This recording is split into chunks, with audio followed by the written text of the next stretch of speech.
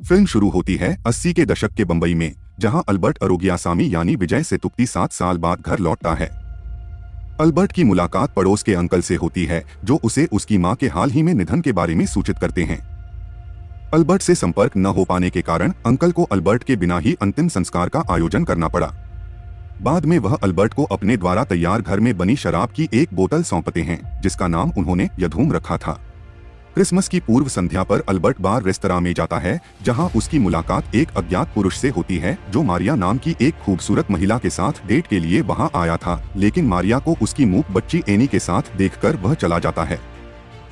जाने से पहले वह अज्ञात पुरुष अल्बर्ट से अनुरोध करता है कि अल्बर्ट मारिया को बताए कि कुछ जरूरी काम के कारण वह चला गया है। अल्बर्ट मारिया को उस अज्ञात पुरुष के बारे में बताकर रेस्तरां से निकल जाता है। संयोग से वह फिर से मारिया और एनी से एक सिनेमाघर में film the adventures of Pinocchio देखते हुए मिलता है, जिसके बाद उनमें बातचीत शुरू होती है। मारिया अल्बर्ट को क्रिसमस ईव मनाने के लिए अपने अपार्टमेंट में आमंत्रित करती है। अल्बर्ट अपना परिचय एक वास्तुकार के रूप में देता है, जो अभी-अभी दुबई से लौटा है। साथ ही मारिया उसे बताती है कि वह उसी के घर के नीचे एक बेकरी चलाती है। मारिया के घर पर लगे क्रिसमस ट्री पर अल्बर्ट एक पिंजरे में बंद पक्षी का खिलौना लटकाता है, जिसे उसने कुछ देर पहले ही खरीदा था। इसी बीच मारिया तेज आवाज में संगीत बजाती है और अल्बर्ट को व्हिस्की देकर अपनी बेटी एनी को सुलाने जाती है। वापस आकर मारिया वाइन पीती है और दोनों साथ में डांस करते हैं।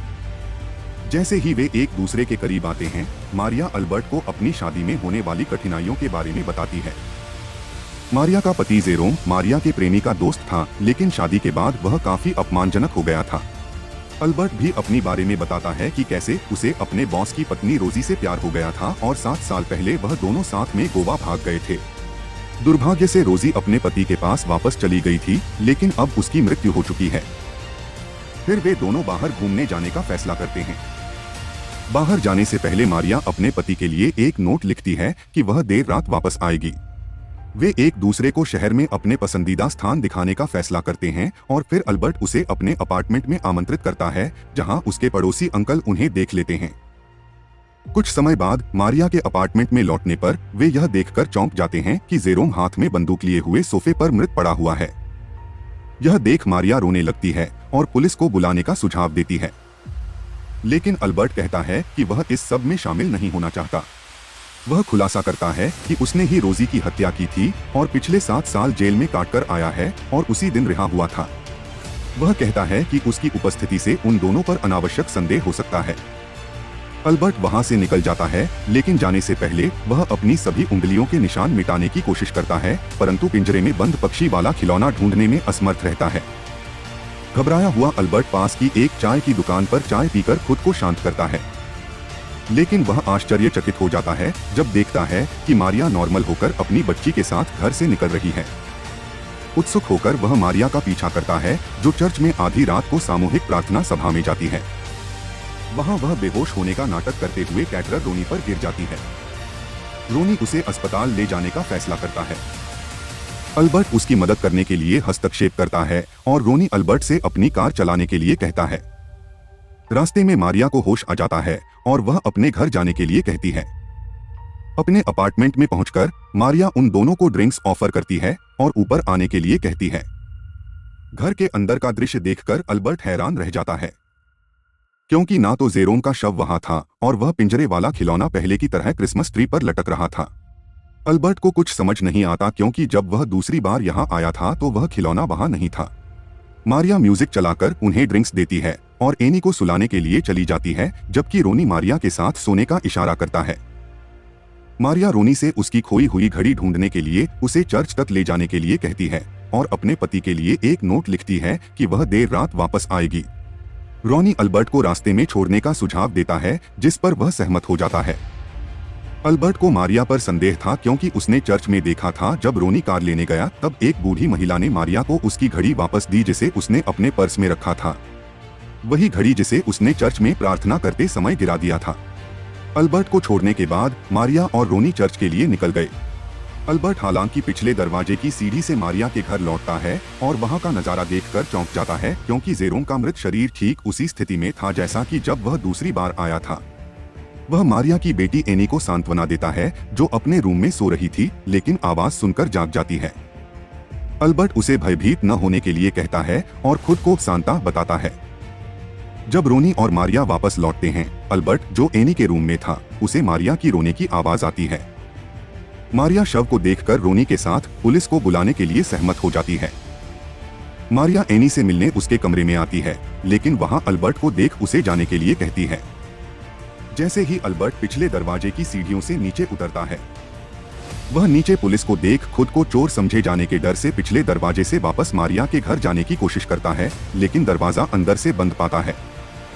इसलिए वह ऊपरी मंजिल पर जाने के लिए आगे बढ़ता है, जहां वह जो कुछ देखता है उसे देखकर चकित रह जाता है। इस बीच रोनी मारिया से सभी घटनाओं को वैसे ही बताने के लिए कहता है जैसे घटित हुई थी, लेकिन उन्होंने परस्पर निर्णय लिया कि वे अल्बर्ट के बारे में कुछ भी नहीं बताएंगे, क्योंकि इससे अनावश्यक भ्रम पैदा होगा। पुलिस को रोनी पर शक हुआ और वह अपराध स्थल को सील करने के बाद उसे थाने ले गई। इसके तुरंत बाद मारिया ऊपरी मंजिल पर जाती है, लेकिन वहां अल्बर्ट को देखकर चौंक जाती है।